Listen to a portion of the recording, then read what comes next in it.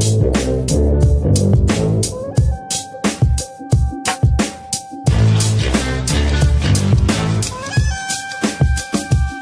guys talk the greatness of Tiger Woods, free cruises, and accounting for the goalie. They recap the championship game 24 hours early, save silica packets, and try to figure out thank you notes. All that and more this week on Just Press Play.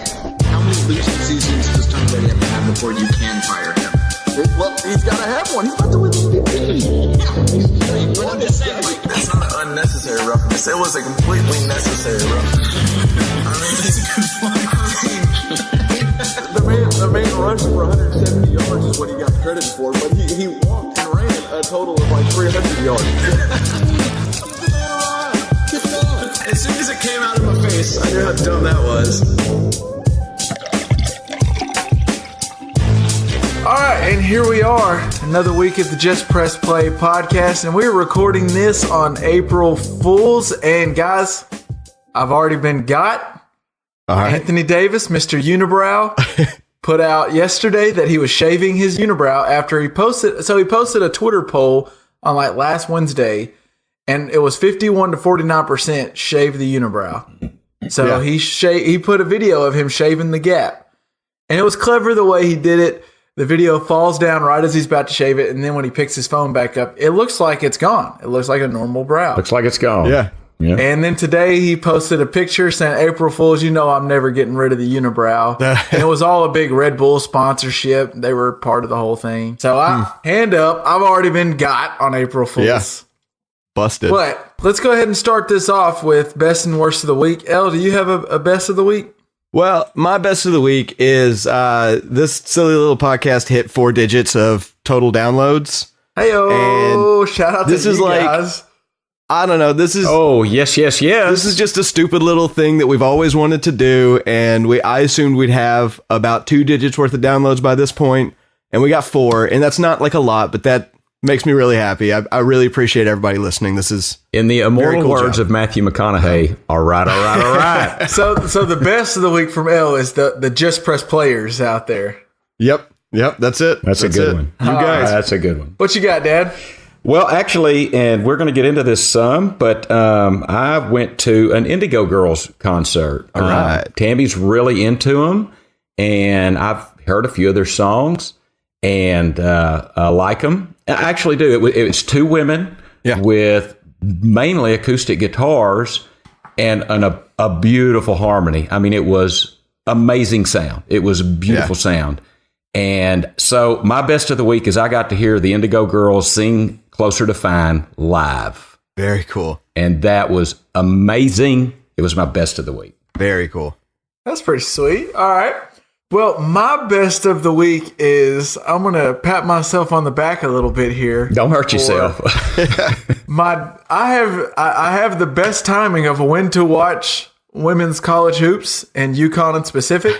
So I've watched them twice in the past year.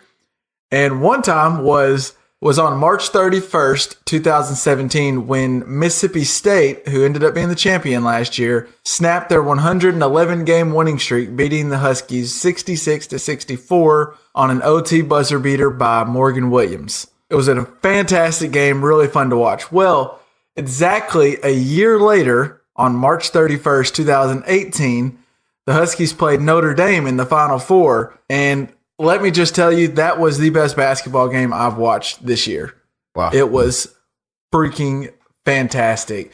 UConn was, they bounced back pretty well from their heartbreaking loss last year to enter the Final Four at a 36-0 record.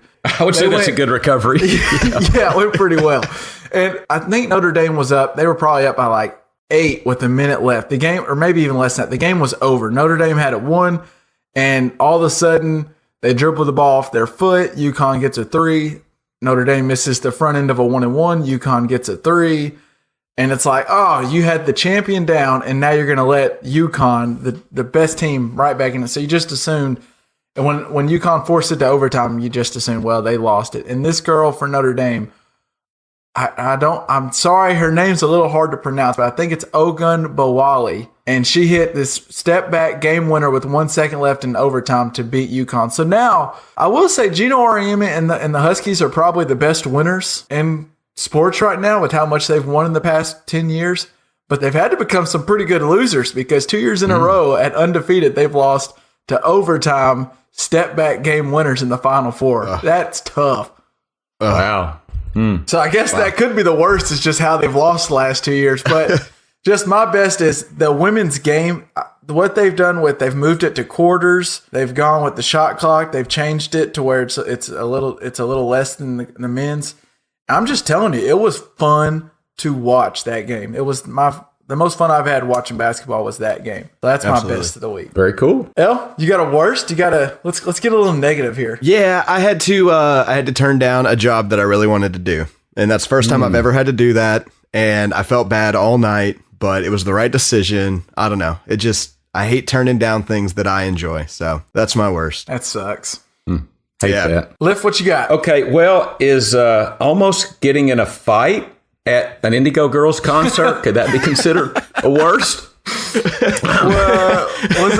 Was there alcohol involved? Perhaps.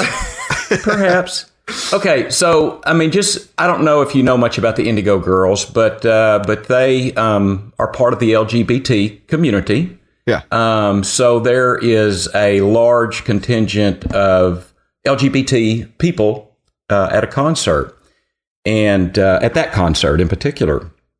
And so it was a very intimate setting, and we're sitting there, and they're playing, obviously, as I mentioned, an acoustic song and harmonizing so beautifully. And these ladies sat right behind me, and we're just talking about, I don't know what, checkbooks or boys, or, well, probably not boys, but whatever they were talking about very loudly. Sure. And I finally turned around and I said, guys, there's a really great show up here. Would y'all mind just quieting it down just a little bit? How you said it? Then I said, yeah, I think I did. But then I really messed up because then I said, look, I'm not trying to be a dick. And Tammy has told me that if you ever say that, that means you're being a dick. And I said, please just be quiet. So anyway, they give me the look. I turn back around. And at the next quiet thing I did, I turned around and I said, look, I'm sorry I came on so strong, but I appreciate y'all quieting down. And I turned back and I heard the girl behind me go, well, don't laugh or don't do anything because he's going to get pissed. And Tammy had to pat me on the leg, just say, let it go, let it go. So I'm just saying, I mean, to get perhaps in a fight at the Indigo Girls concert where there's a lot of people with a lot of different tolerant, I mean, these are cool people, very open to many things. That was just my worst. Yeah. I didn't get any crap put in my hair from the back. Are you saying you're saying you're the worst? Like two thumbs pointing right back at you here, or? No. I mean, they wouldn't shut up. I'm not upset about. I was trying to hear. It was beautiful music. But I'm just saying my worst thing was almost getting in a fight with some women that might have kicked my ass at the Indigo Girls concert. That I don't know. That was my worst moment. That was my worst moment. That's not a good moment. That's not a good moment. Anyway, what you got, bro? So for my worst of the week, I had the other day, I can't remember what day it was this past week, but I was getting into my truck and this woman was she was getting into her car. I think she was actually getting out and she was pulling something out of the back seat of her car. So she opens up the back door behind the driver's side, and I don't know if maybe she was parked close to me or I was parked close to her, but when she opens up the door, it bangs my truck. And it didn't sound super loud. So I was actually leaving the gym. I had headphones in and just took the right one out and I thought I heard it. And I was like, what was that? And I look over. Yeah. And clearly this girl looks up and she just has she looked like a puppy that just crapped in the house. Like they know they did something wrong that you don't know. They're not sure if you know yet. But she just had these big eyes and she was staring at me. And then she looked straight down at her feet. Like she's going to just assume that maybe I don't know because maybe I've been there before. Yeah. And that's what, as soon as it happened, I was like, oh, well, and I thought it seemed like maybe she hit where the door handle was and not the actual truck. And I've looked since and there's no damage at all done. But I was like, I'm gonna give her a pass because I know I've either probably leaving the bar or something before I hit someone's vehicle and not told someone. But I've also had times where I've hit someone's vehicle and I'm like moved my door to see if it didn't have any damage, and I thought no harm, no foul. They don't know about it. They'll never know. It's fine. So I was just going to give the woman a pass. But so my worst is if you're going to go about, I'm not going to tell this person, I'm going to try to get away with it. You can't look at me right in the eye right after you bang the truck and then act like you didn't do it. At that point, you got to come clean. And she did. She looked straight down at her feet and she just was hoping and praying that I didn't say anything. And I just went, whatever, backed out and left. And I just thought, come on. Either own up and tell me, or at least play it off better than that. Because if she'd have just went about her business, I would have thought, I must have just heard someone else shut a door somewhere. But with the way she looked at me, I knew what she had done. Don't you appreciate her? I mean, she was pretty honest and obviously felt bad about it. That's not a bad thing. What she should have done, as soon as she looked me in the eyes, and when she realized, oh shit, he knows what I did, she just like looked down and hoped I didn't say anything. If I'd have rolled down my window, I'm pretty sure she'd have been like, huh? What? And tried to play it off like she didn't do it. And I just was like, look, I've been there before. And it turns out it was just like I thought. It didn't do any damage. And I just thought, you should have if you're going to play it off better than the way you did, because that wasn't a very good attempt. Yeah. On that note, let's get into the show. And guys, it's a great time to be a sports fan. Yep. Right now. So you got Final Four just happened. Yes. We got the championship coming up. Yes, and we're going to do a little recap of the future event like we've already seen it coming up later. But we got that coming up.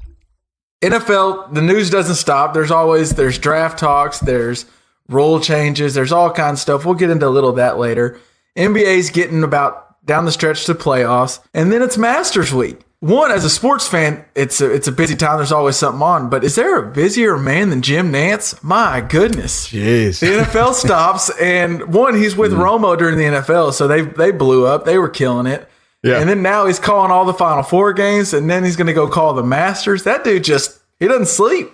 No rest for the wicked. Well, and to be fair, this is one of the better sports weekends, and thank God, because it does get a little slow here in a month or so, but this is a great sports weekend with the Masters coming up, and the final game is just finishing, and I mean it's a great. And so that's what I wanted to get on to, Dad. Is you're out of the three of us, you're the biggest golf fan.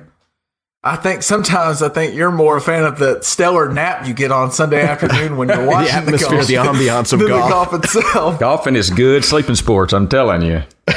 But I will say, of all golf tournaments, the Masters is one that I'll check in on and check it out. And I wanted to see where we thought, as far as sporting events, does the Masters rank up there with some of the most prestigious and maybe a sporting event you'd want to go to as bad as playoffs or Super Bowl even? Or I guess you're asking me. Yeah. And I would say I would love to check off that I've gone to a Masters. Yes, I would love to go to a Masters. And part of the reason is it's in Augusta, Georgia, and it's that time of year, and the azaleas I can't imagine what that course must look like.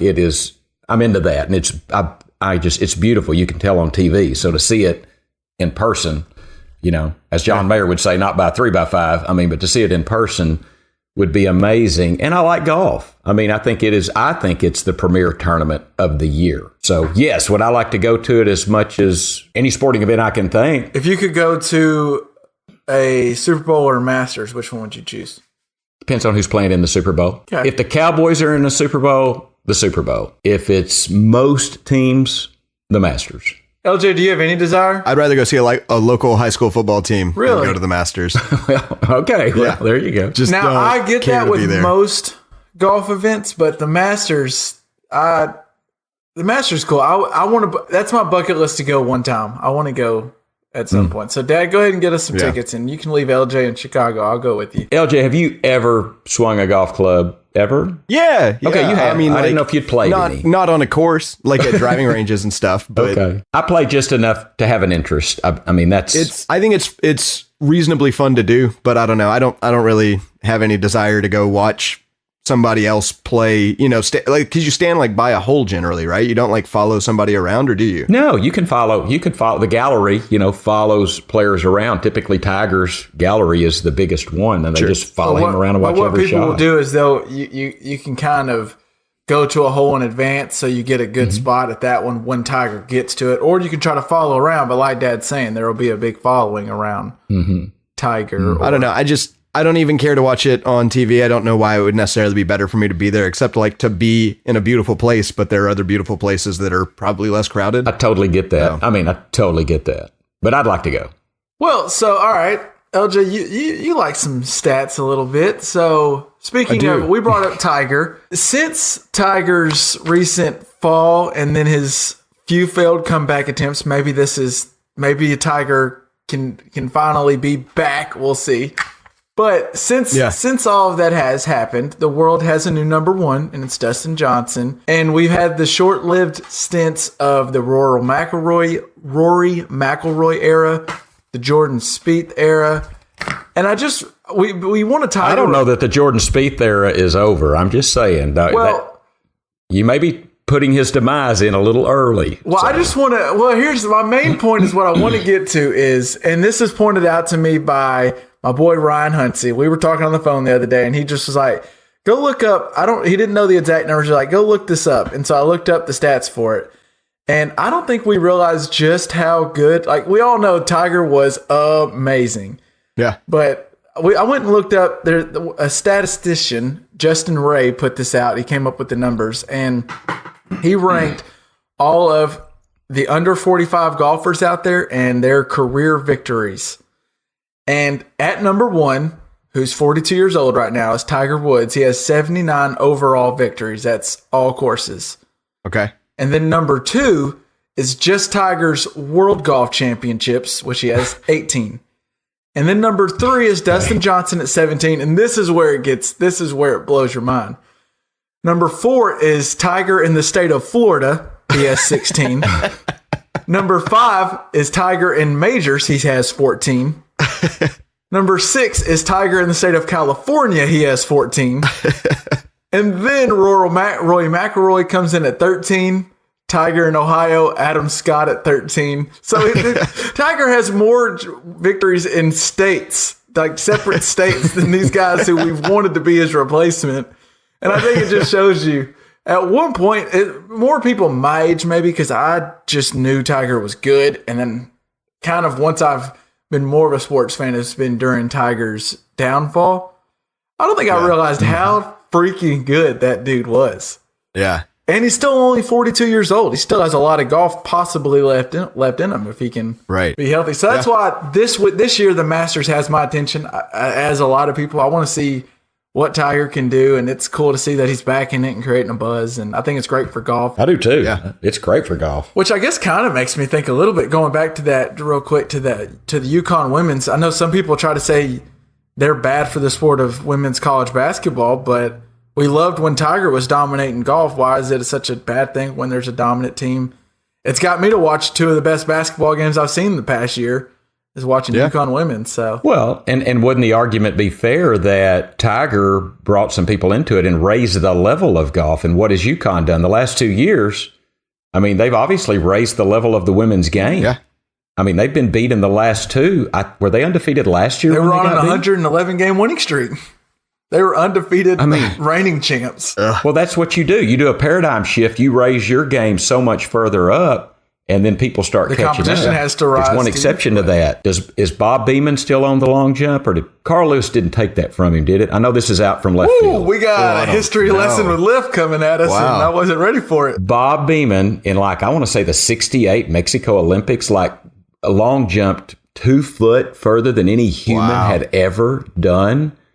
And I still don't know that record's been broken. To be continued. We'll look that up. But that was an amazing We'll have to follow up and take that test with Liv later. Yeah, take that. We'll look it up. All right, so LJ, I got a cool story, and I'm sure you've heard of it by now, but I got a cool story in your neck of the woods about Scott Foster, a 36-year-old accountant. And Foster of the people. Right? Yeah. So this guy's he's a 36-year-old, and he's just a normal guy like you or me. He's an accountant in Chicago, and he's part of a crew of recreational goaltenders who the Chicago Blackhawks staff as in case of emergency goalies. And for the most part, the job is just you get a sweet dinner, and then they put you in the press box, and he gets to watch, which I'm assuming is his favorite sport, and it's the best in the world play his favorite sport. So pretty sweet gig. Yeah. But last week on Thursday, the Blackhawks lost both of their goalies, the one to food poisoning and another one to injury. So cue up the accountant. They called out my boy Scott. And not only does he get to dress up for an NHL game, which has got to be amazing for any fan of a sport, but he went out there. Yeah. And he played for 14 minutes and stopped all 7 shots shot at him in the 6-2 victory. And he played incredibly. I'm just saying, like, that's would be equivalent. Obviously, he actually has pretty good talent and he's not an NHL player, but he's talented. So it's different than me in the NBA or NFL. Like, I don't have the talent anywhere near to even sniff that court. But to get called down to your favorite sport and not only play with the professionals, but hold your own. That's something that you'll take. And I loved his quote. He said, "This is something that no one can ever take away from me. It's something that I can go home and tell my kids, and they'll tell their kids and tell their friends. And it's just so much fun. It's the best experience of my life." That's just... I mean, the dude had the United Center chanting his name. Like, that's so cool. That is so cool. Yes, I agree. And then he's an accountant in tax season, so he just went right back to work. Yeah, this is prime time work for him. I mean, he's busy, and then not on his off time between tax season and doing all this, he's going down there and shutting out an NHL team. Hey man, what better way to kill some stress than to go have a shutout game in the NHL? Like, just what would be the equivalent? I mean, would that be, you're sitting on the sideline and everybody fouls out in an NBA game, and they say, "Hey, can you stand in?" and you hit like 3 threes in a row or something? So I was trying to think, and I kind of thought maybe it'd be equivalent to the senior at Michigan who in the Sweet 16 game, he was a manager and now he's a walk-on senior, and they put him in at the very end of the game when the game was over, and he hits a 3 in the Staples Center, which has got to be awesome. But at least that guy practices with the team. Yeah, he gets to dress out all the time. This dude sits in a press box in normal clothes, and then all of a sudden they're like, "Hey, we need you to put the pads on, man. We need you to get down He's here." probably halfway through a 6-pack, and they say, "Hey, come he found on." out he was like 2 blocks away from the stadium when he found out he was going to have to put on the gear to be ready to go. Okay. Like he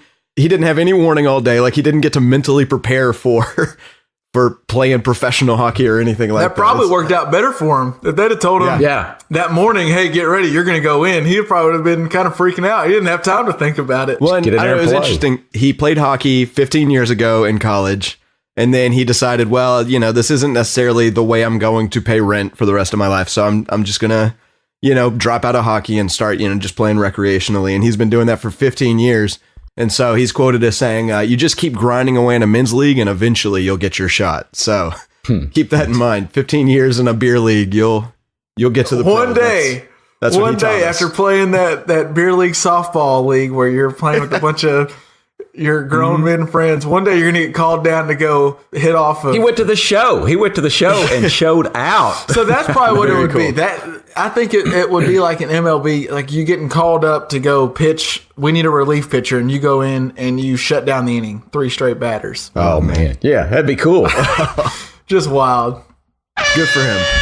So we're in college basketball season. A lot's going on with the whole FBI stuff and one and dones, and should they eliminate it? Should guys be able to go pro? And interestingly, one high school, a kid who's fixing to graduate, Darius Baisley, was previously committed to Syracuse, and he's probably a one and done guy. He was going to go in, and in almost all 2019 NBA mock drafts, he's a projected top 10 overall pick. And he recently decommitted from Syracuse and decided that he's going to skip college ball and go straight to the NBA G League, which is the new form of the D League. The dude, Baisley's a McDonald's All-American. He's a really good player. Would have been a good player for Syracuse and probably made a tournament. What What are your guys' thoughts on this? He's not the first guy to skip college, but he's the first guy to go straight to the G League. If you guys have gone overseas, I mean, what do y'all have any thoughts on it? I think it's awesome. I don't know. I don't really have a lot. I mean, I did look up because you sent me that was happening, and so I looked up some information on it. And I think you told me that it was like in the G League, the minimum is 75,000. Is that yes? That's accurate? Yeah. But they can make 275 depending on the league. I didn't understand that. What do you mean? You can get different contracts. Like NBA teams can offer you 10-day contracts, and then it can all change depending on how good you are. But if you get called up, kind of, sort of. Yeah, because you get different forms because you get game checks if you get called up to the show, to the association. But the G League, if you get on the G League, you get a guaranteed minimum salary of $75,000, which may or may not be less than old DeAndre Ayton got at Arizona. But but True. So what were you saying, Al? Well, I was just saying the general argument for why, or a thing that always comes up when the conversation of paying the college athletes is, well, they're getting something worth a ton of money. And so, after seeing that number, that 75,000, I looked up how much college tuition costs, and it tends to be about $34,000 on average. So he's making enough money to pay for 2.5 years of college in 1 year. So the value of the college education, I mean, if you can pay him that much, I just think that's a really smart way to get value out of yourself when the NBA has got these rules that you're not allowed to do that. And what I found, and I'm with you to the extent, and I think Dad has said this before, and I totally agree with it. There is an experience that you get if he were to go to Syracuse and play for, even if he plays for a year, and they go, say they make a run and they're in the Final Four. I mean, some of these guys that have got to go, like Clayton Custer and some of these guys from Loyola, Chicago, who made a run to the Final Four. This is something they might not go to the NBA, but they're never going to forget about this ever. And if Baisley's NBA career doesn't work out, he'll never forget about the time he was at Syracuse and they won the ACC or whatever ends up happening with them. With that being said, I was reading a few of the quotes from Baisley. So apparently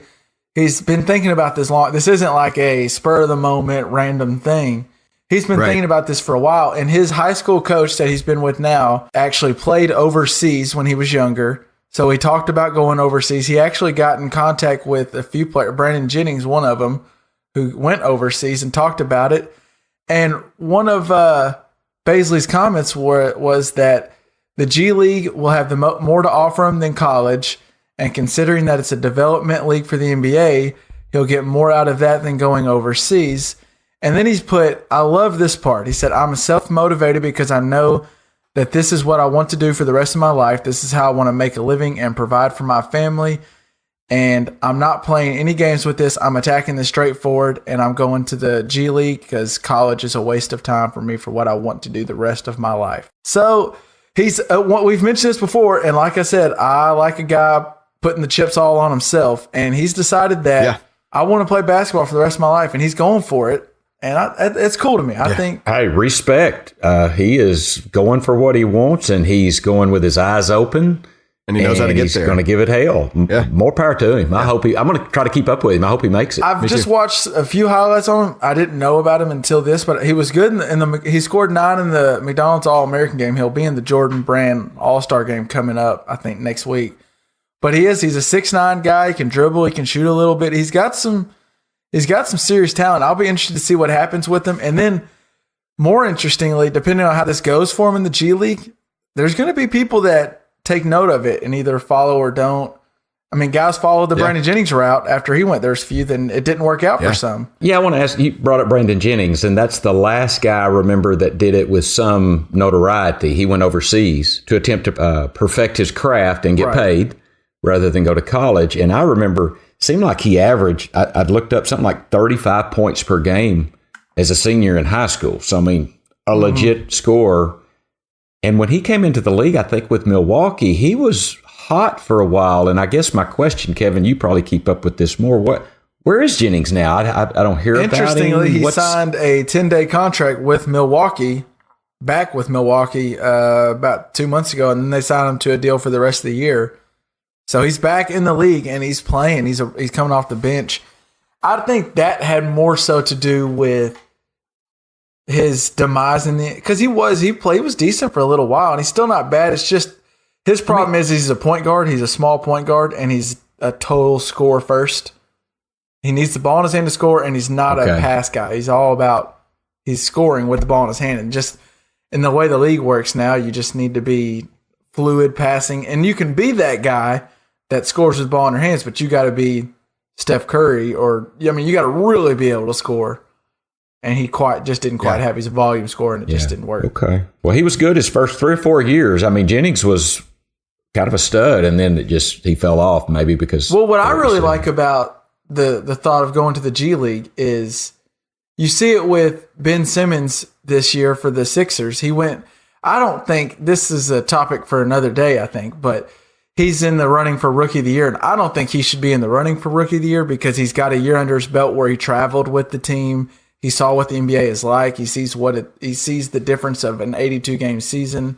And that's the thing that Baisley's going to get that kids coming out of college don't get, is he's going to figure out what it's like to travel to 4 games in 1 week and getting on commercial flights all over the place and doing all that. Even though they're not getting paid like NBA players, he gets to go through some of this and getting away from his family and friends and out of your comfort zone. And some people, I know Tyler Johnson is a guy who did what the Brandon Jennings route. He was a 6'10" forward and tried to go overseas.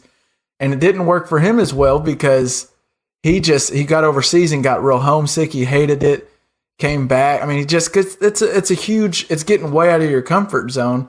And so the G League's kind of that middle ground where you're getting out of your comfort zone, but you're not going to Beijing or some other foreign country where you don't even speak their language or there's no food that you can eat. Yeah. So I think my biggest thing with this is it really seems like Baisley thought this out, and this is what he feels like is the best route for him to get to where he wants to finish, which is in the NBA. And I'm with you, Dad. I'm going to keep up with him. I'm going to see how it goes. As well, I'm sure a lot of really good high school players. I have a question. Yeah. If you get paid to play basketball, does that mean you are ineligible to ever play in the NCAA? Or could he go back? Yes, he'll be done. Once he signs which I believe he's already signed an agent. Once he signs his agent and gets paid, he can't go back. He loses his eligibility. He's no longer an amateur. Good to know for my own future, I think.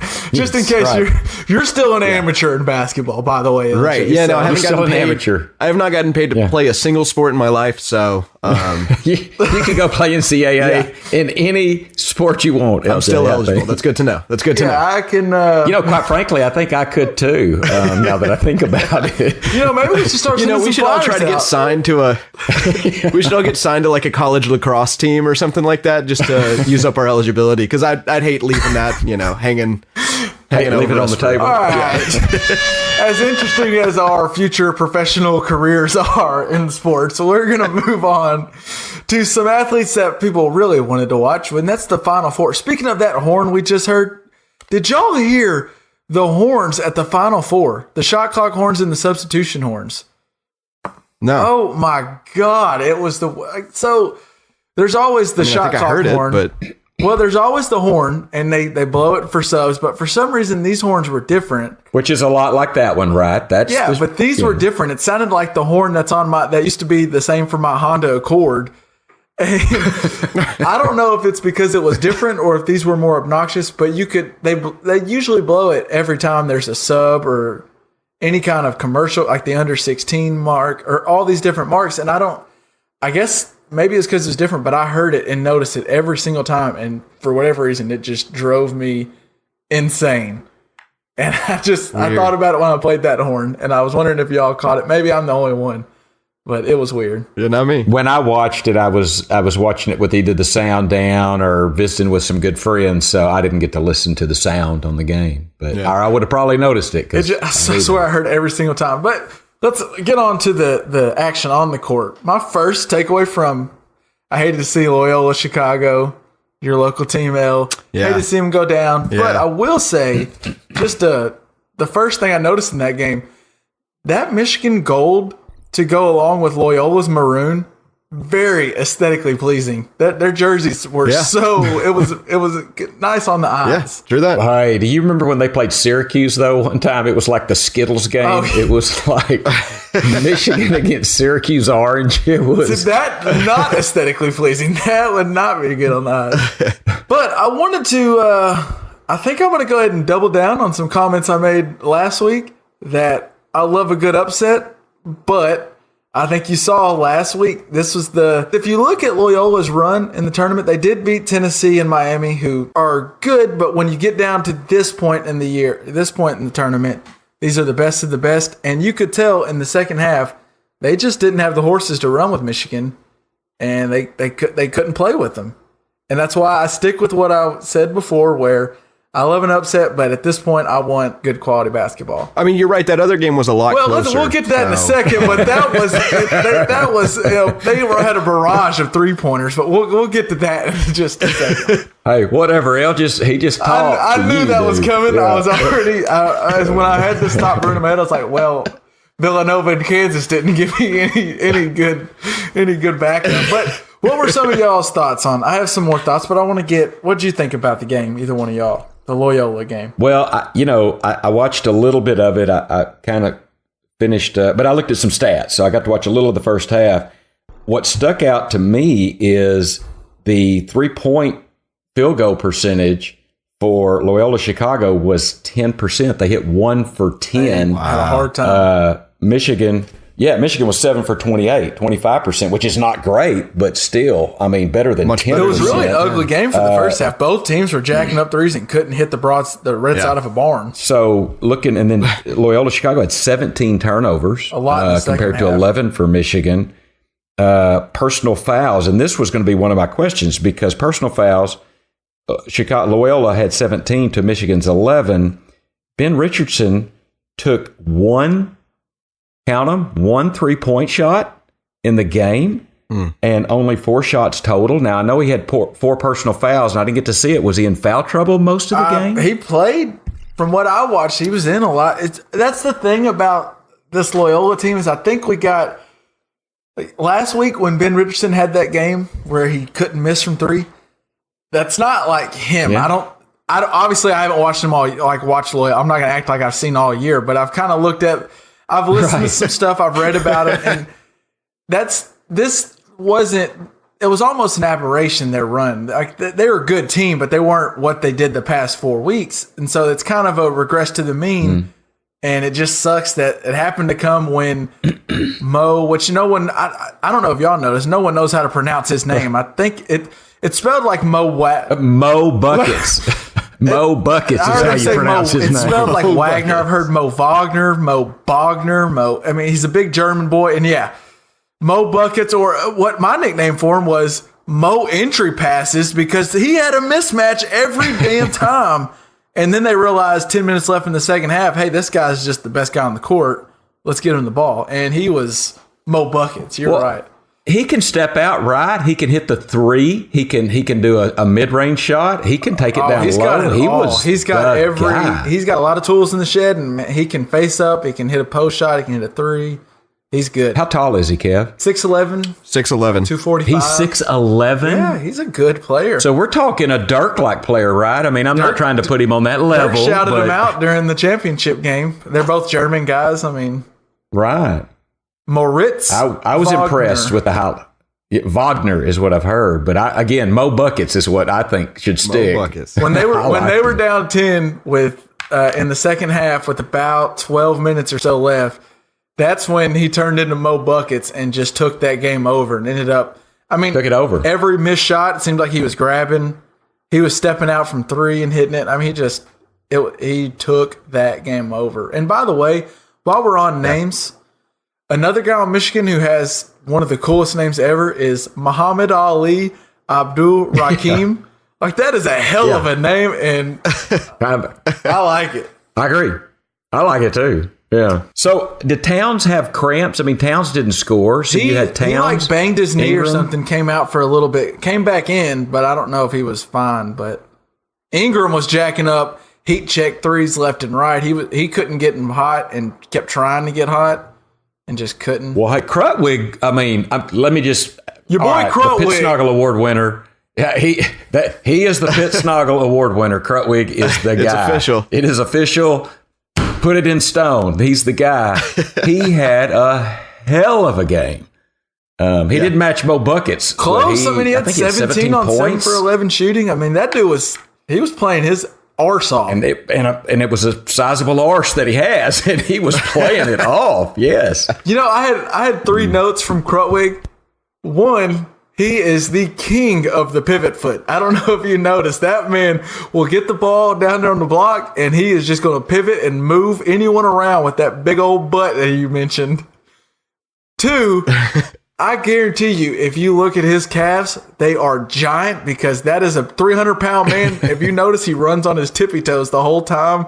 I guarantee those calves are giant. And then 3, someone should have got him to play left tackle. That's a big man that has got some pretty good footwork. I think that dude could have been little history. Try throwing over him. Here, some of his post moves with that pivot foot reminded me a little, and I'm not completely, but a little like Kevin McHale. I knew you were going to say McHale. Well, McHale, was going to dip and dive and pivot and turn and score is what he was going to do. And I think Krutwig, what I saw in the highlights, he reminded me a little bit. He's Mo Buckets isn't Dirk yet, and Krutwig is not McHale by any stretch, but there were some similar things in their game. For a freshman, though, I will say Krutwig has a future in basketball, I think. I don't know if he's an NBA guy, but he was going up against Wagner, who's going to be an NBA player and is a good basketball player, and he held his own. So, guys, I want to go. I don't think it's possible. I think you're required to mention Sister Jean if we're going to talk about the Ramblers of Loyola Chicago. And I just want to say I did not get with the hate of Sister Jean. A lot of people were like, "Oh, this is ridiculous that we're talking so much about her and not the guys on the court." Blah blah blah. And I thought she's a cool story. I liked it. I thought that was just people being crabby. Man, sports are supposed to be fun, right? Yeah, I enjoyed it. The players loved it. I loved it. Now, one thing I will say, she got them to exit from the stadium when there was about 3 minutes left, when they were down about 12 or 13, and she left early. And it looked like old Sister Jean was trying to beat traffic. And I'm just going to say, if you're going to win with us and get all this hype, you better lose with this too. You better sit. If she's going to be on the court getting hugged by everyone and getting a piece of the net cut off the Final Four and put into her hat, you got to sit here and lose with this too. Come on now, Sister Jean. That's fair. That's fair. That is fair. I wonder why she left. I mean, maybe nature called.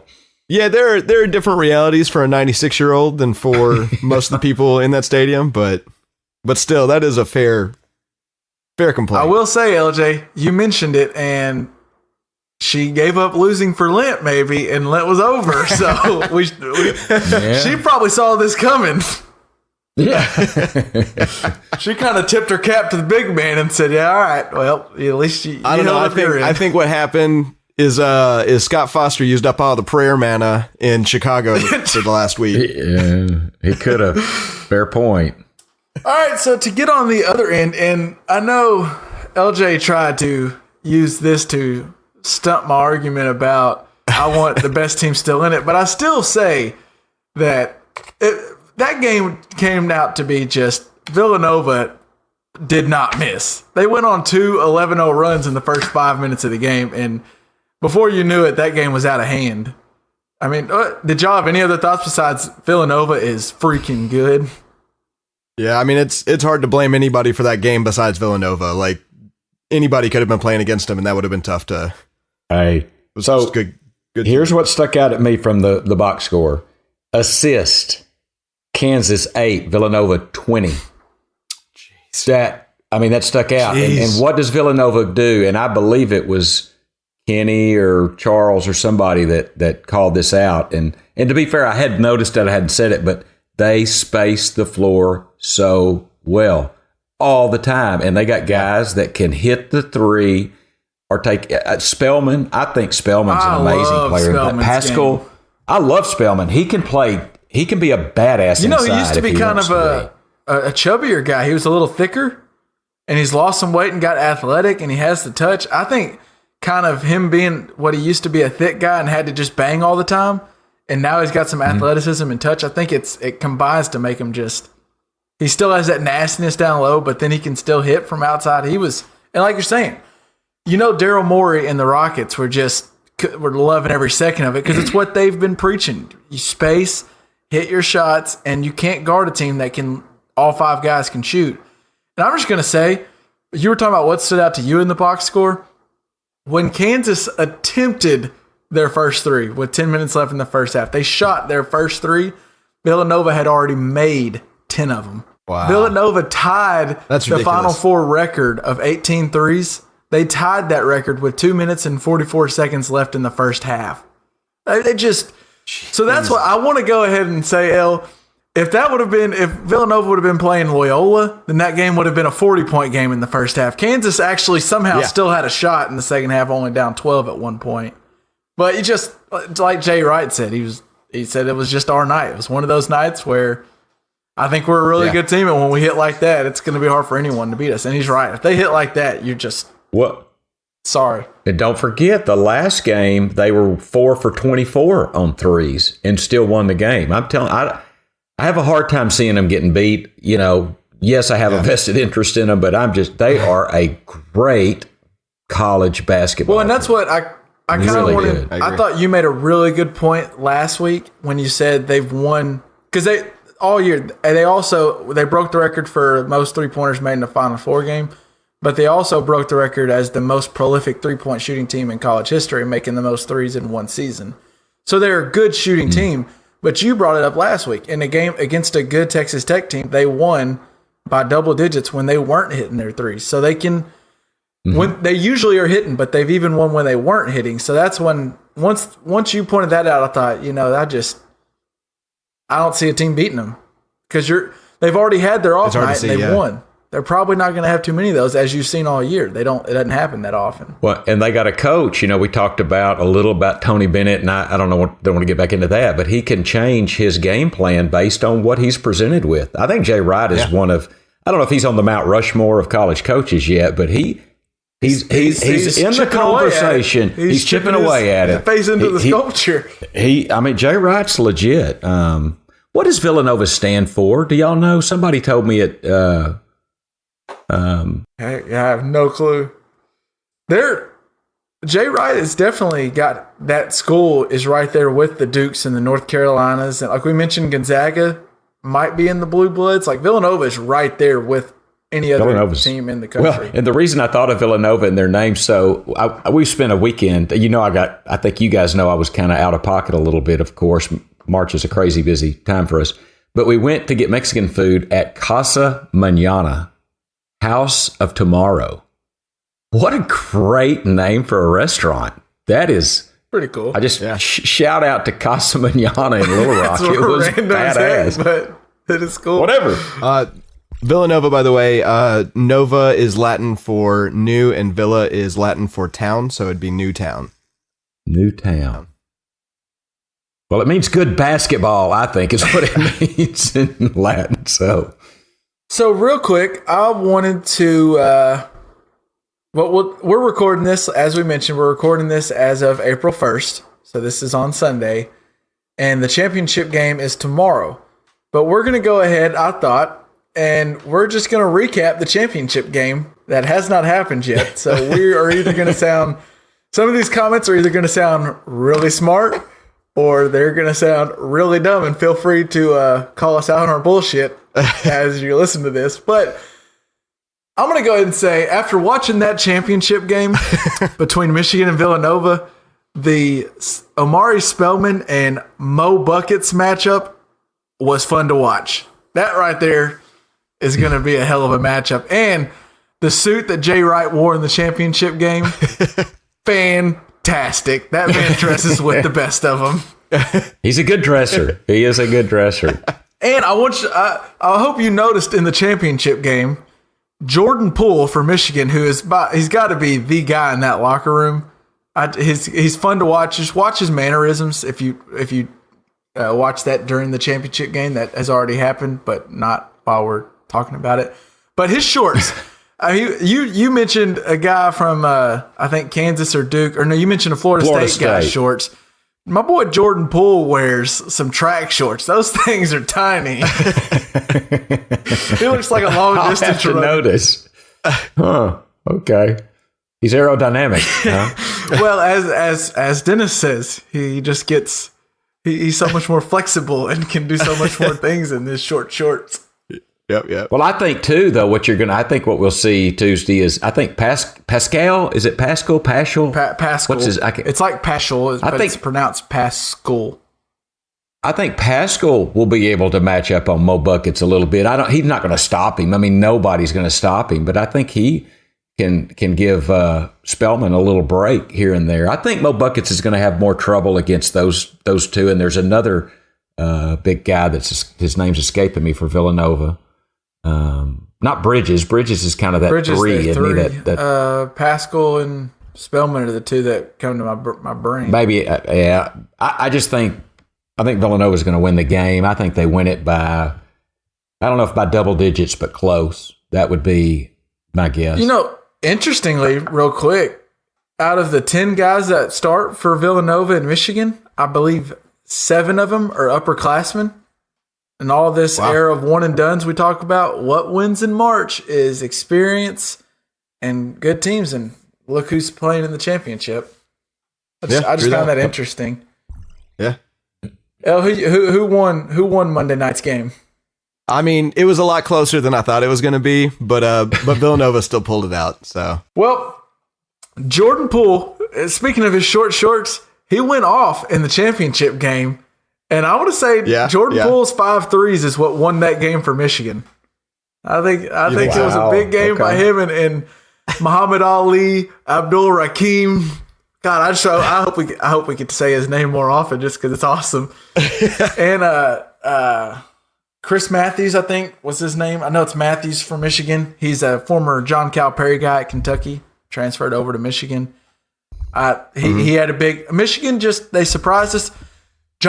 What's his name? Baleen? The coach for Michigan. The coach for Michigan has now surpassed Tom Izzo as the coach in the state of Michigan. He is one of the top.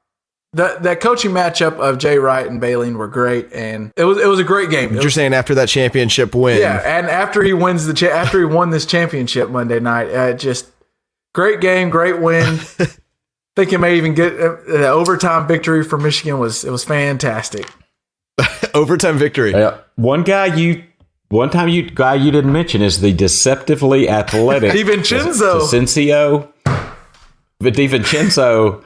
I think he's going to hook up a little D on those guys you mentioned. Onions. So you didn't mention the deceptively athletic.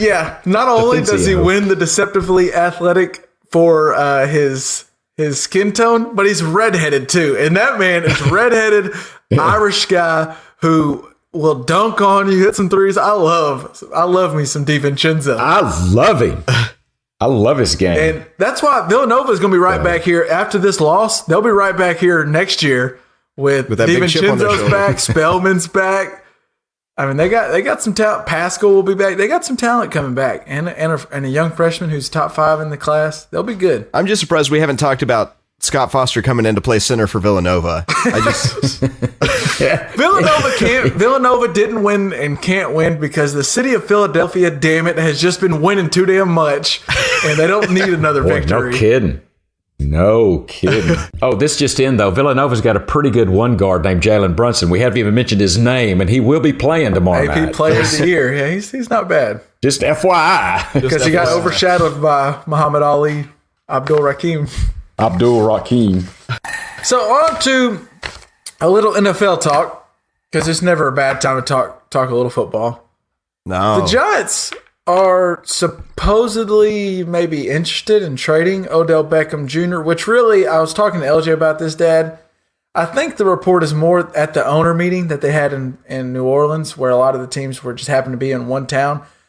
The Giants were listening to offers, which, if you're a smart team, you can call me about. If I'm the Packers, you can call about Aaron Rodgers. I'll listen. I'll answer. I'll probably hang up on you, but I'll let you offer me something. So, LJ, would you entertain offers for Kevin? We might be open. So call in, guys. Any other podcasts want to trade hosts? We can let us know. We'll entertain offers. Appreciate it. Appreciate the vote of confidence. So you got to listen. We'll listen. Well, so on that, my rule of thumb is if there's a guy who's a top 5 player in the sport, I would say Odell Beckham. Let's take football's different, I think, because quarterbacks are quarterbacks and they rank differently than every other position. I would say Odell Beckham affects the game as much as any non-quarterback does in the NFL. And I think that's fair. If you're a top 5 player in any league, if you're a team that has that, you don't trade him. Let's look at the NBA in the recent history. The Cavaliers traded Kyrie Irving. Doesn't seem like that was worked out that well. The return on investment wasn't great. When they traded Melo from the Nuggets to the Knicks, that didn't work out for the Nuggets. CP3 from the Hornets to the Clippers didn't work out for the Hornets. When you trade one of the best players in the league, you never get the return on investment. You just don't. Have any of those players you just mentioned been allegedly smoking a blunt with alleged white powder on a table with an alleged call girl? I just am wondering, have any of those guys, but have they been caught doing that? I mean, have they had a picture on social media doing that? I guess that's my question. Well, no. Okay. All right. I'm just... Yeah. Okay. So that's the thing with Odell is the off the field maybe stuff, and what you have to pay to get to him. So knowing what you know about him, Dad, what would you give up for Odell Beckham Jr.? Would you give up a first or 2 firsts? Well, I'll tell you one thing I'd give up because I read this article and it wound up being an April Fool's, but I'd give Des Bryant for him right now. You should have known that was an April Fool's by the headline. Okay. I know. Well, I looked up what's going on with Odell Beckham. I know, man, but I'm looking for what's going on with Odell Beckham, and it was like all of a sudden the Cowboys trade Des Bryant and I think a first-round pick, and I'd do that. I'd still throw in Des Bryant, a first-round pick for Odell Beckham. I'd do that yesterday. I'd do that. Yeah. I'd throw in Kevin. Odell Beckham. Oh, wait. Des Bryant, a first-round pick. The Giants, Kevin. If they weren't listening before, they are now. They're open. They're now. They're now. That's exactly what they're missing in that locker room is a Kevin. That's what we're all missing. So, yeah, I'd give up something for him. He's a game changer. I mean, to get back for real, he is a game changer, and he'd be worth giving something up to get, no doubt. I mean, just look at with the Giants are talking about how they can still build a team around Eli Manning. And I'm just saying, Eli Manning's career, I don't know if he'd still be in the NFL if it wasn't for Odell Beckham Jr. the last couple of years. That guy, Odell Beckham Jr. is really, really good. And if I'm the Browns, I'll trade that first or 4th pick for him. Not both. I don't know if I'm willing to give up both, but I'd give up one and maybe next year, first or 2nd for him, because I just think he's a game changer. I mean, who are you going to get in the first round that's guaranteed to be OBJ? If you're looking at who you can get in the first round, I don't know if there's anyone in this draft that has the ceiling of Odell Beckham Jr. And you already know that he can get to that. Like, it's not even a potential. Like, you've seen him do that at the NFL level. These guys that you're drafting, sure, they might be able to do that, but we've also seen guys like Mike Williams, who was drafted 7th overall last year by the Chargers, who didn't even touch the field barely. Like, Odell Beckham Jr. is a known quantity. You're not getting... But with that in mind, Odell Beckham Jr. is a known quantity that costs a lot of money. A lot of money. He says he wants to be the... What was his injury? Anything that would linger? Is there any... I'm not sure. It could, but... With modern medicine, it seems like those injuries don't linger as much for these young athletes. And the thing I would be the most worried about is I think Odell Beckham knows how good Odell Beckham is, and he is... Oh, no doubt. He has said that he wants to be paid as the top non-quarterback, because I think they have come to the realization that quarterbacks are just going to get paid more than receivers. But he's going to go get his. He's going to get his money, and you're going to have to pay him. But if I'm... The team who I really like, and I mentioned this to LJ, is the 49ers. Go trade your first-round pick this year. I think they have the 11th or so. Trade that, and hell, even next year's first-round pick. You put him with Jimmy G. That team, they're doing something. And they drafted well last year, trading down and getting a couple of good defensive players. I would love, and he seems like a California guy. I think, Shanahan wouldn't. You saw what he could do with Matt Ryan and Julio Jones. Give him Jimmy G and Odell Beckham Jr. and boy, you're cooking with fire. Oh man, Yeah. Yeah. Hannah would like that. Yeah. That's true. Good point. Yes, she would. She a 49er girl, so. So real quick, I wanted to touch on Dad. LJ was ahead of the curve, and I think the kickoff. I don't know if they mentioned some rule changes. The kickoff's going to be gone. I think in the next 5 years, maybe sooner. I think maybe not this preseason, but the next one. They're trying. What did they out. say? I did see the headline where they're thinking of eliminate. I didn't read it. They're thinking of eliminating the kickoff and doing what? Or did they specify we're going to do LJ's idea? Did they go ahead and just say that? Well, I sent Roger Goodell a link. Yeah, to our no, they podcast, didn't give me credit. Okay, so does Roger listen? I mean, Roger, give L some props. I mean, here he is. Well, and to be fair, it's Greg Schiano's idea. I didn't have right. the total idea. I jumped on the bandwagon. But yeah, no. Well, so Dad, here's the big news that came out of Orlando is the NFL announced a new rule and it's to try to help with player safeties because concussions rose last year over the previous year. And the new rule is they're taking the crown of the helmet out of the NFL. You can no longer, whether you're the runner, the defender, if you're off the ball as a blocker, you can no longer hit with the crown of your helmet.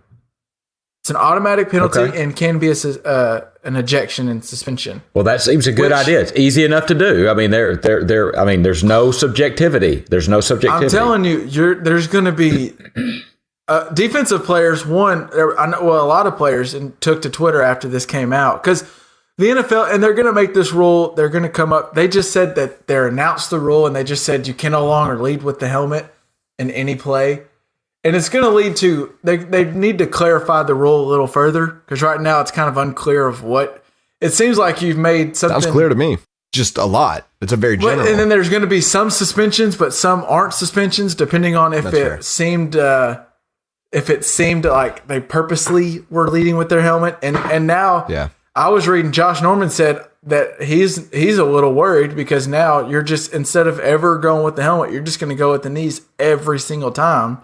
Oh, yeah. That's true. That's fair. Because at least you don't get because if you say you go and you're just trying to hit him and that running back now glows down and now y'all go helmet to helmet, you might get ejected and suspended.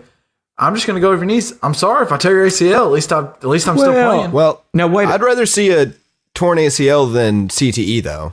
Well, that's what's interesting is I think if you ask players, they'd rather a concussion right now. But that's. I mean, ask Ryan Shazier if he'd rather have a knee injury or be able to walk. Yeah, with and ease. that's what if you're the NFL, I think you're taking matters into your own hands and you're saying I'm saving them from themselves, which I get. I do get that. The game's changing, guys. It just is. Well, but it's the old adage. It's the old adage, and you probably both will remember this. What was one of the tenets that we talked about in Little League football? See what you hit. If you see what you hit, you're not using the crown of your helmet. Your face mask will hit them, and that's supposed to, I've always been taught, protect your neck and vertebrae. So if we take the crown out and you see what you hit, that doesn't necessarily mean we're going for knees, does it? It's just I'm keeping my head up. I'm not putting my head down. Well, I think what happens is that collision happens so fast, and you don't know what that other player is going to do. You may think you're going straight into their shoulder, and then if Le'Veon Bell lowers his head, now all of a sudden y'all are going head to head. So you might just decide, instead of hitting that receiver going across the middle up high, I'm just always going to go at Gronk's knees, because what if Gronk lowers his head? Then I'm hitting him in the helmet. If Gronk lowers his head, get the hell out of the way. Abort mission. Yes, abort. It's dangerous. Don't do it. And the game's going to change. We'll get into this more. I think we'll learn more. But it's got to. Yeah. It's got to. So yeah, I agree. But what's crazy, the craziest thing to me is the game's changing, and I don't know if it's necessarily, it's for the better, I think, safety-wise, but I don't know if it'll be for the better as far as viewing-wise, but it's not stopping people. There's multiple businesses that are trying to start up different professional football leagues. Well, people are trying to get into a piece of this pie. Well, the reason is because there's a little bit of a gap opening up. It's not because football is They obviously see a the chink greatest. in the armor. Yeah, it's like you're looking at the NFL and you're seeing them lose viewers. How can you make your league to where you pick up those viewers? Because there's money in those people, you know? So it's not necessarily saying the NFL's got something figured out. It's saying the NFL's missing something and I can figure it out. I don't know. I'll be interested to see what happens. I do, as we've mentioned, I think LJ is correct. We brought this up, me and LJ did before, Dad. We were just chatting. So LJ said if they're going to get rid of the kickoff, which I do agree, this will happen soon, because they clearly are looking at statistics on what plays cause the most concussions, and they mentioned in their meetings the reason this headline came up, Dad, is because they mentioned the most, as LJ did, the most concussions happen on a kickoff. What do you get out of a kickoff? More often than not, a meaningless play. So why would you have that in the sport? It's a very logical argument that LJ made, and the reason me and you have kind of thought about it, Dad. So I do think the NFL will eventually say, then let's take it out. And so LJ mentioned, I think, don't let me put words into your mouth, but you mentioned if they're going to do it, then they better put it, like change it to the rule like that, something exciting. Mm-hmm. And the only reason I think there's no way that happens is because the NFL, I'm not putting any belief that the NFL is going to make a decision for something exciting. They're just going to make it boring. And I don't put faith in Roger Goodell to make the right decision in that. And I think they're just going to take it away. You have to do something, though, because they'll take out the onside kick, you know? So then there will be no safeguard to a beautiful comeback. I still think they've got to do something.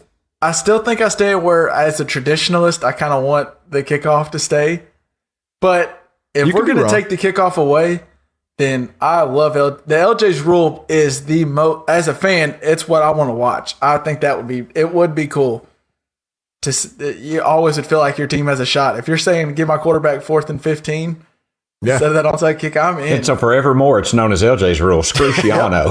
It's LJ's rule. Start the petition. I'm with that. I'm good. Yep. All right.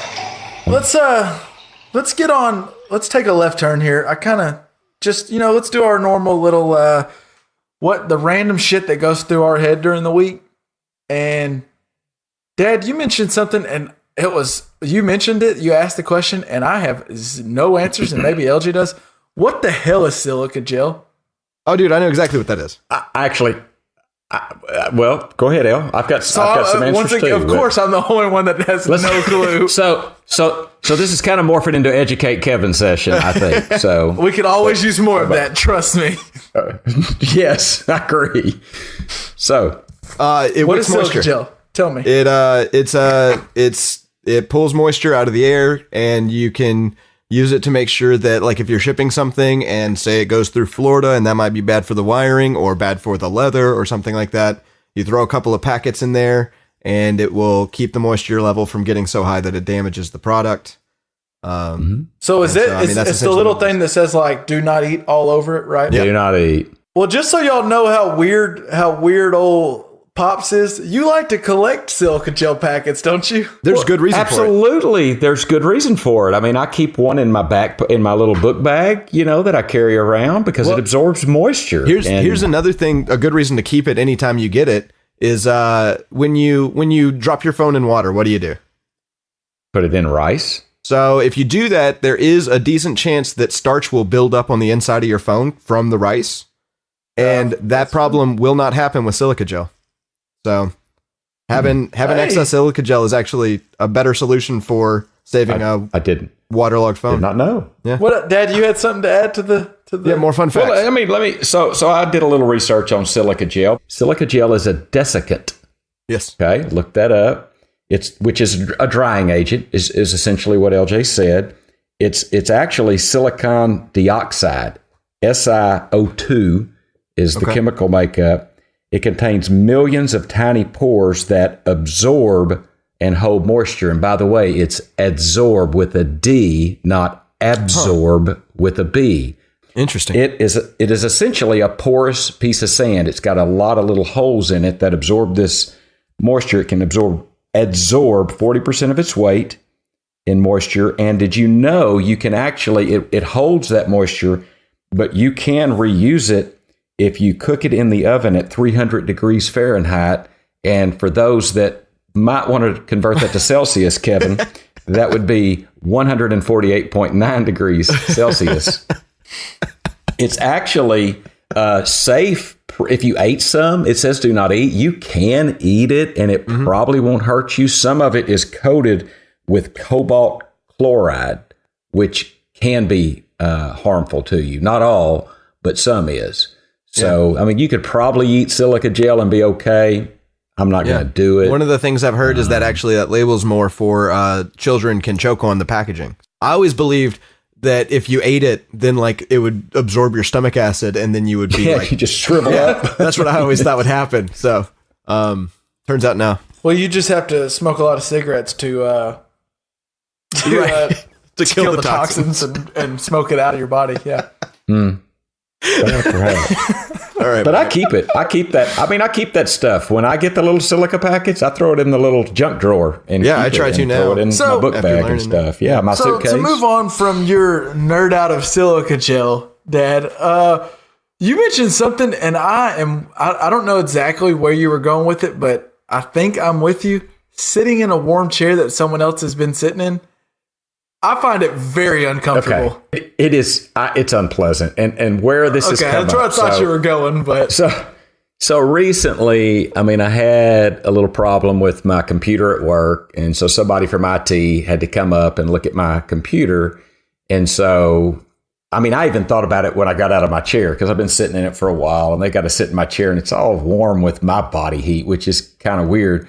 But then when I get back in it after they get in and do their little thing, it's warm with their body heat. And I don't know, it's like a pillow, you know. I want my pillow cool. I mean, if you sat on my pillow, I wouldn't want to put my head on it. It's just gross. Well, yeah.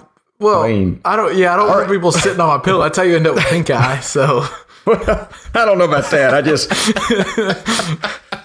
I mean, you get pink eye from sleeping on a warm pillow? Is that what? Farts. You fart on someone's pillow, they'll get pink eye. Well, really? Pink eye comes from like fecal matter in your eye is one of the common causes of it, which is why like swimming pools are pretty pink eye comes from fecal matter. It's not there. I think there are other ways to get it, but my understanding is that's one of the more common ways that. I've only had it twice, and I'm saying it's other. I don't know. Well, no, I'm saying there's fecal matter everywhere. Like it's just like anytime. So here's something to me. Now I'm looking at my readers. Whoa, jeez. You clean them off a little bit because if you smell something, then that means that particle is in your nose. It's not like you're getting the sense of it through osmosis. Like that particle is in the air hitting your nose. So just keep that in mind next time you smell some bullshit. It's all around you everywhere. Speaking of fecal matter, that's what when a chair's warm. I know it's just body heat, but I always just feel like. When I sit in especially like a warm leather chair, that someone's just been farting in their thing the whole time. And that's just, I don't know why. Warm chairs are weird. A warm bed's even weirder. I'd never want to get into like, there's been times where like all of us, like back at the duplex, we would sometimes, depending on where the gaming state, like if the Xbox was back in one of the rooms or something, then someone might be like, while we're playing a game of Madden or something, someone's just chilling in the bed because you're out of seats. And I'll go back to lay in my bed after I'm done. And if it's kind of warm, I'm going to let that air out. I don't know. I need it. It's just body heat, but I don't know. I need it to warm out. So it needs to breathe. Speaking of beds, I think I know where you stand, Dad, but how you make your bed every morning, don't you? I do. I didn't start it till I was in college. I mean, I've thought about this a little bit, and I think I did when I was in college because I'm in a dorm room, so your living room is your kitchen, is your bedroom. And so if anybody comes in, I mean, your bed's unmade. So I started then, and to this day, I mean, I make my bed every day. I can't stand getting into an unmade bed to go to bed. Really? Don't like it. Yeah. I make my bed every day. I don't make my bed ever.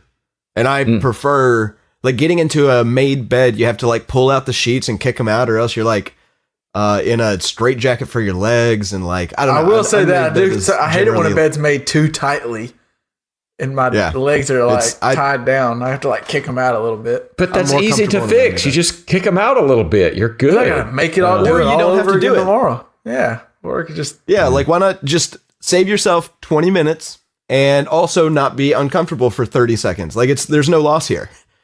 But it does. I'm look uncomfortable better. all day long if my bed's not made. So I mean, So if you don't make your bed, make your bed when you go to right, work Mr. Monk. and you're not even at your house, you're uncomfortable about it. You're just sitting there thinking like, my bed's a mess. no, I don't think about it while I'm at work. But as soon as I come back home and I see it, I'm like, ugh. It's kind of like sitting in a hot chair. It's just I'm not hating on anybody that doesn't make their bed. I mean, you can close your door. I don't have to see it, but I do. Yeah. I mean, that's fine. I make my bed. But there is like, I think when we had a studio apartment, the bed got made more often than not because you're sitting there looking at your bed for most of the day when you're home. Like it's a big part of your life. But if it's in the other room, I don't care one way or another. Kev, so what do you do? I think I would rather make my bed in the morning just because That means he doesn't. So I I will. So if I clean up, like just recently, I cleaned yesterday. Actually, I was killing time before the championship or before the Final Four came on. So I started cleaning my house up, my apartment up, and I made my bed. I had it all looking good. And so for the next couple of days, I probably will make it. But if I wake up kind of late or something and I don't make it, it does not bother me any getting into an unmade bed. And it does say like if I wake up and I'm in a hurry, I just leave it unmade. It's not that big of a deal to me. The only reason I would like to have it made is because it looks nicer. But well, I do have one more fun fact that has nothing to do with making beds. Can I share it with y'all? Yeah. Random thoughts. Share. All right. So this weekend, as I told you, I went hiking and with my buddy, Dr. Doug, and he's got a German Shepherd, 110-pound German Shepherd named Ginger. I mean, a lovely dog. I mean, there's not a mean bone in her body. I fell in love with her. But so I can tell. Oh, I loved her very much. So they have a small backyard. They've got one of those houses with not a big yard. I mean, they're our age, so no kids in the house. So they've kind of downsized a little bit in small yards so they can travel and do things. But they got this big German Shepherd, and when she goes to pee, she's 110 pounds. She goes a bucket or whatever. So they don't let her in the backyard because it's a small yard. And I was like, what's up with that? And they said that if a dog urinates in the yard, and there's no rain, the ammonia will stay there. And if sunlight hits it, that's when you get the big brown patches in your grass. Yeah. So the way to fix that, so here's what I learned. The way to fix that, just get your water hose out, spray over the pee spot, and it's fine. As long as then the ammonia goes into the runoff. I guess it just goes in the runoff, or you not dissolve it, you dilute it. Dilute it. Yeah, the solution is dilution, and so you just dilute it a little bit, and no big brown spot. And I mean, so this would have saved. Do you remember the back at the Monroe house, right to the right of your back door? There was always a brown spot because during the summers I would pee there. Multiple times a day. As would I. Yeah. I mean, the outside is our bathroom for a guy. I mean, there's just something about going outside to the bathroom. It's a lovely feeling. Why is it better to go? Is it the freedom? You don't have to worry about peeing on the seat. I don't know what it is. I think it's because you have less damn rules with your bathroom rules. Yeah. I mean, if you sprinkle when you tinkle, who cares? It just goes wherever it goes. You and your sayings today, you're just on a roll right now. Real quick. Spray it with water. Just spray it with water next time you do, and it should be fine. So, real quick, El, you got an issue, don't you? Yeah. Okay. So, can we help you here? Maybe. Yeah. Well, I hope so. I really do. So Hannah and I are getting married. I think you two know that. I've heard. And so we've got our wedding registry online through Amazon, and so. The way that I understand registries usually to work is people will buy gifts. They'll give them to you at the wedding. And then when you come back from the honeymoon, you start writing your thank you notes and send them out to everybody. Well, it being through Amazon, they can ship our gifts straight to our door. And then we have an Amazon box dropped off at our door, and we open it up immediately because, opening your shipping packages is a good thing to do. And then we've got a gift that I don't know. Should I be sending thank you notes as I get these gifts? Should he be opening them now, Dad, or should he have to wait until they're married? That's another good question. Is like, I for one, I need to check and make sure that that it actually shipped, I think, because if, something didn't ship, we need to deal with that immediately. Yeah. But shouldn't I maybe wait until gift opening time? I mean, full disclosure, I'm recording right now on a microphone I got as a wedding gift for a wedding that hadn't happened yet. And that feels a little unethical to me. And I feel like I should write a thank you note to Mema because I really, really appreciate it. But also, like, I don't have the time to write a gift to everything that comes in as it comes in. I've got a lot to do, so kind of want to block it all out at one time. I don't know. What's the right thing to do in that situation? Well, that 10 pounds of bacon I was going to send you, I mean, I do hope you open it up, or like, that could spoil. That pig I was going to send you. That raw pig. The pig commits. I'm just saying. He commits. He's committed. I think you're right. I think you go ahead and write your thank you note. I really hadn't thought about it. I think you do it as you get them because you're going to have to put that time away some point in time. But right now, pre-wedding, he's doing all the pre-wedding things that goes through. I mean, I don't know what goes through pre-wedding, but I'm sure there's a lot of shit that you have to do. We just spent about 10 hours writing up invitations, and we've used up all of our stamps. Now I got to go to the post office to get just a couple more stamps to send out the 4 thank yous that I should have out. Like that. That's a big time investment for something that it'd be really nice to block it all together. But again, I mean, I'm using a gift that I haven't. I got earned it. yet. I got your answer. Nope. Here we go. What's that? You either write the thank you note, the thank you cards as you open them, or you wait to open them until the wedding, after the wedding. Which is a tough thing to do because that means you don't open any package you get from now until your wedding, which seems kind of ridiculous. Right, and our living room is just stacked with boxes for another 80 some odd days. I would add one thing. I think it's okay if you wait until after the wedding to write the thank you note. I do. I think that's okay. Make sure you jot down on a piece of paper somewhere. Like, don't forget. The thank you notes. But so you guys think write the thank you card as I enjoy the gift? Is that kind of the way to do it? Best practice. I think that would be best practice, but it wouldn't be wrong. But it's not unforgivable if I don't. Like, I'm not unappreciative if I wait and do it all in one block or something like that. I think if you're opening it and you're using it, write the thank you note. Because if you got the time to use, the gift and enjoy the gift, you got the time to write the thank you card. Hard to argue with that. Great point. Hard to argue with that. Well said. Okay. All right. I got my answer. There you go.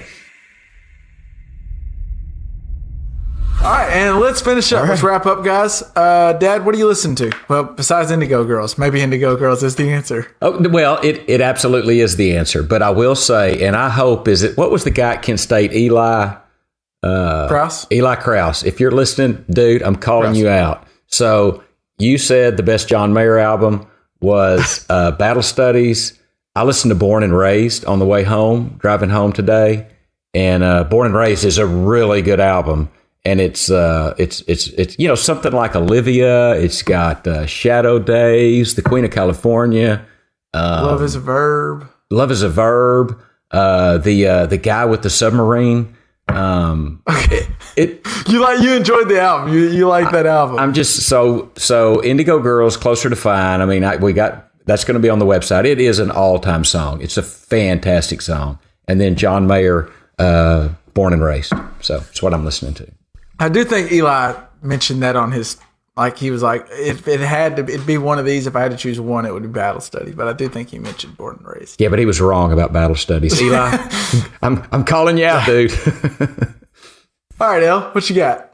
I've been listening to, when I've got free time, I've been going on YouTube and like watching music production people make music and just watching other people's process. And there's this one really good artist named Andrew Huang. And he's got some stuff out on Spotify, and it's really good. It's worth a listen. And if you're interested in learning how to make especially hip hop style beats, the dude's very talented and very informative. So his YouTube channel is probably worth checking out. Well, and I'm gonna stick on some hip hop and some old school. I've been listening to Outkast, Stank on Ya. I've been jamming. Ooh, because Stank on you with an A. Stank on you. Stank on you. It's one word. It's just one. It's one big word. All right. I heard, I think something came on just like my daily mix, and it was Miss Jackson came on. So I just put the album on, hit play, and man, it was some good stuff. I was just jamming. So that's what. Andre 3K is like, I think, the most underrated great rapper of all time. Well, this is a whole topic, but yes, agreed. And he's played his cards perfectly. And we don't get enough of him, but when you get a little bit, when he comes on, like all of a sudden he'll feature on a song on the album, you're like, oh, he gives you just enough to realize that you don't have enough, you know? Yeah, yeah. What's that? Do you remember what that Drake song is that he's featured on? Real Her, I think. On Take Care? Maybe. It's on Take Care. But that's what he does. Every now and then he'll just pop on, and you're like, dude, he's still so good. Right now we have 2 potential winners in the Just Press Play Bracket Challenge. Jake the Snake is still sitting in first, and if Villanova wins, then Jake the Snake will take the crown, he'll win the shirt, and he'll win the opportunity, if he wants to accept or decline, to come on the pod. But Cody Lewis is the person in second right now, and he has Michigan State winning Michigan winning the championship. So if Michigan were to win, like I said, predicted, then he will win the bracket challenge, and he will now get that shot. So all that to be said, with all 75 of us that entered, I believe it was 75 or 79. I think 75, yeah.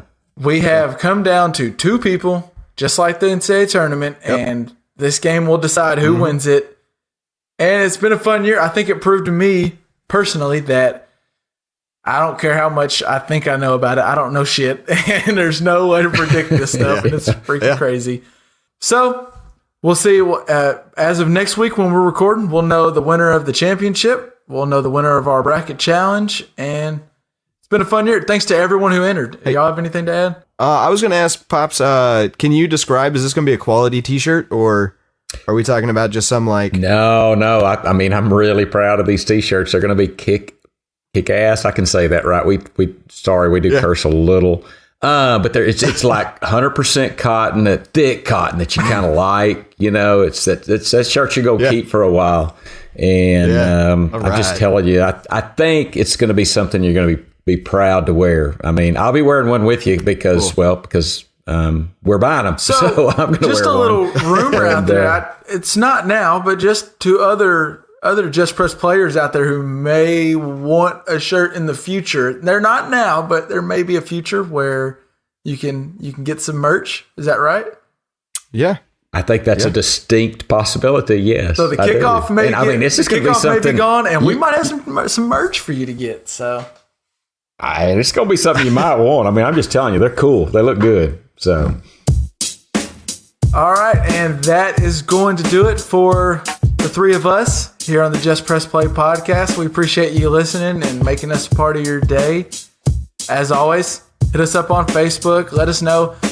By the time you have listened to this, we will either have sounded like idiots when we talked about the championship game, or maybe sounded really smart. So go ahead and if you have anything you want to add or critique us on, just throw it in the comment section on Facebook, or hit us up on our Twitter at JPPPod, or you can hit us up on our website. As always, anything we mention here as far as the music, if we mention videos and stuff, we put it up on the show notes. I'm just going to say, LJ spent some time on the show notes. If you go back and look at show notes from previous episodes, there's just some good archival stuff in there. It's worth checking out on the website. So we appreciate you. For me, Kevin, Liff, and L, holla. Peace. Holla out. Peace. Hit the damn button.